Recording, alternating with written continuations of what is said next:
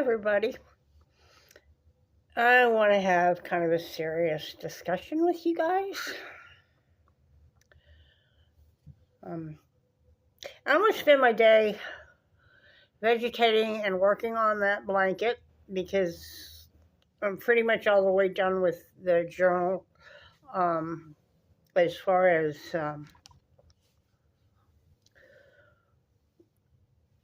the main part of it. And I've got to make a few more signatures and put the inserts in them to go in the pockets.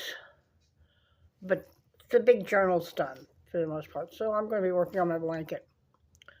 But, excuse me. The reason I want to have this discussion with you, I want to explain why I hate 4th of July and other times of the year when people are using fireworks. And I'm going to speak on behalf of not only myself and others like me who are not veterans that have PTSD, but also the veterans. And the reason I want to talk about this is because of something that happened yesterday when we were coming home from our favorite food pantry. Things have been kind of tough this month, and so after Patrick losing his job last Tuesday, we decided to go hit up the food bank to supplement what I had already bought when I did the grocery shopping when I got my check in. We got enough food to fill our fridge up and some more things for the pantry so that we had like almost a whole month's worth of groceries, which was a real blessing. But on the way back, and we're heading to the bus stop, and we had got to the bus station and we're just on our way over to where our bus comes to pick us up. Somebody popped off a firecracker very close to me. I jumped. God damn it. And there were people laughing all around. And I said, some people should remember that people have PTSD and they should have a care for the veterans, because what you're doing is like throwing them right into the war zone again. People just don't think. It's fun. You're drunk off your ass and you want to make, be a bully and make people cringe. You're going to throw a firework right close by them. Never mind the fact that usually July is the start of the dry season in Oklahoma, so it's a fire hazard to keep doing it continually after the 4th. We have 3 or 4 days before the 4th and 3 or 4 days after the 4th that is fireworks. It's not only traumatizing for human beings that have PTSD, it is traumatizing for the animals. I have a hound dog puppy, Roxanne, the one that we spent months getting her to where she didn't destroy things, and she's still working on the being totally housebroken bit. She's smart as a whip. She's just stubborn. Well, every time the fireworks go off, it upsets her. It upsets her badly. And we get to put up with her barking at the fireworks going off because she doesn't know what's happening. And to her, it's like gunshots. Now, to my knowledge, she's never been near a gun going off. So it's like racial memory for the type of dog she is, what a gunshot sounds like. But it traumatizes her, and she's already the shyest dog I've ever owned. And when people come up, she will go hide rather than deal with the people. Unless she's out in the backyard. When she's out in the backyard, she barks at them and lets them know it's her territory. But here in the house, she depends on me and Patrick to keep her safe. So she'll pretty much, just kind of walk away and not have anything to do with the people. Blue is the friendly one. He'll come up and just want to be loving on. I mean, he's our pit bull. But no, seriously. This is why I hate the 4th of July and New Year's and every Friday and Saturday night when the ballpark downtown has their fireworks shows. Because I have to deal with all that loud noise. And I know that there are veterans that live in the area, some of whom are very newly away from Afghanistan and Iran and places like that where we've got no business being involved in a war, but we're sending people off to fight. They come home and these loud noises give them a flashback to the bombs and the weapons fire and people screaming and dying. This year I felt less like celebrating our independence than I have in any other year because of the way that the situation is going on under the Trump regime, because it's no longer a democracy. We have to face the fact that it is a dictatorship, a tyranny. Everything is being undermined. The Supreme Court, the authority of Congress, NOAA, the National Weather System, the aviation, FAA, the FEMA, which helps them in disasters. They're getting rid of FEMA. Right now, 100 people are dead in Texas because of the flooding. Part of the reason for that is that a lot of those people didn't get the warning about the flood until the flood was actually happening to them. Some people, it was just that they get flood alerts and advisories and warnings all the time because of the area they live in, and they just kind of got immune to it and ignored it. But when I think of all those children at Camp Mystic and the other summer camps that were there along the river, Guadalupe River and the other river right next to it that joins in,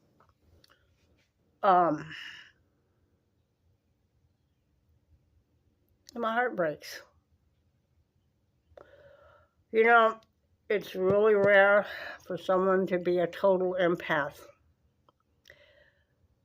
Because if you're a total empath, that means that you're connected to every human being on the earth on a physical and emotional level. Get their energy, whatever happens to them, you feel it. And somebody that is a total empath is going to be catatonic from the moment they're born. They're going to be catatonic.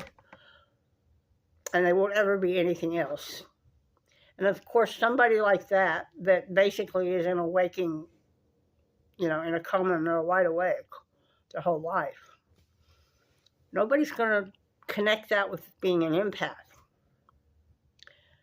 And there was like one episode of Star Trek where the people in this Enterprise encountered somebody who was almost a total empath, who did not speak, who just basically laid on like a bed of some sort. And the reason that she was like that was because she was an empath, and she was not quite a total empath, but she was enough of an empath that everybody on her world affected her. So here I am, and I suffer from PTSD. And I also am enough of an empath And I feel what other people are feeling. And I feel everybody's rage coming off of them when I go in, like, to go grocery shopping, and the people are angry. I feel that anger. They don't have to say a single thing to me, but I can feel the anger coming off of them. So I don't like crowds. Why I stay pretty much to myself. The people who have been in war, they come back home. They are so emotionally traumatized. They come back and they are hard. They don't want to let their emotions out. They don't want to show anybody any kind of emotional weakness. You see a before and an after picture of somebody who goes off to war. I've got before and after pictures of my dad on my computer in the family album. And there's a difference in my dad's eyes before he went to war and in his pictures of him as in the military. He changed a lot because of the war. He fought in World War I and World War II and Korea and the Philippines. He fought in all of those little... And I was the one, and I didn't last very long. I was only in basic during Vietnam. But I tried.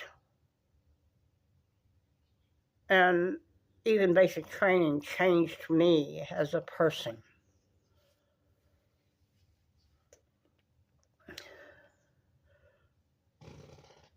The people that go to war, they suffer so much having to kill other human beings because their government tells them to do this. And while they're in that war, they have to become something less than human. They have to become this killing machine. And then they get out of the war and they come back home and they have to try to reintegrate into society and put that killing machine in a compartment in their brain. And all the trauma and everything that's associated with it. So that they can just cope with being a civilian again.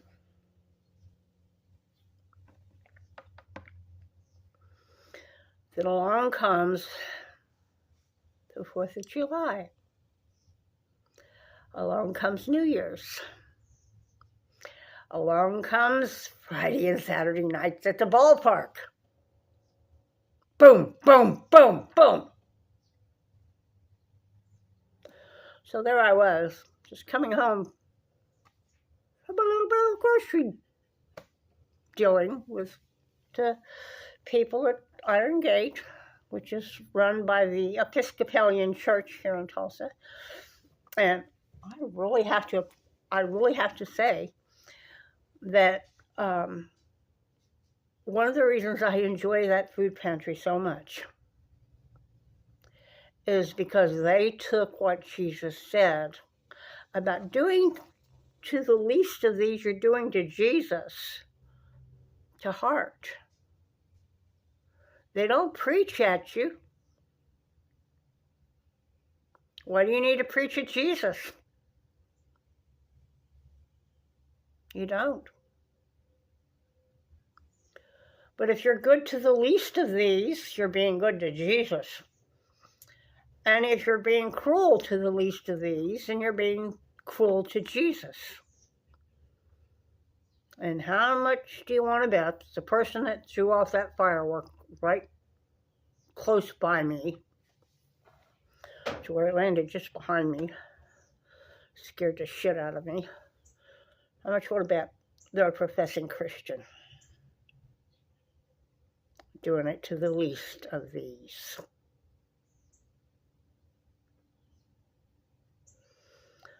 So that's why I hate the 4th.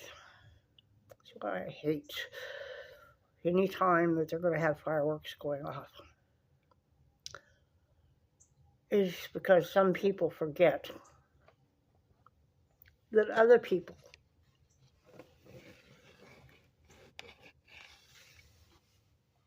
whose lives they know nothing about might be adversely affected by what they're doing. They're not just celebrating.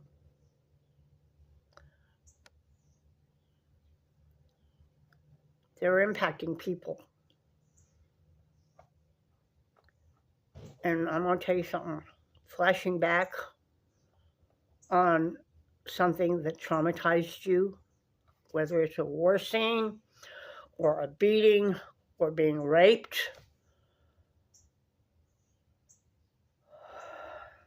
or a car crash, that's a very hard thing to live with. It's a hard thing to deal with, and it's like opening that wound up over and over and over again and pouring salt in on it.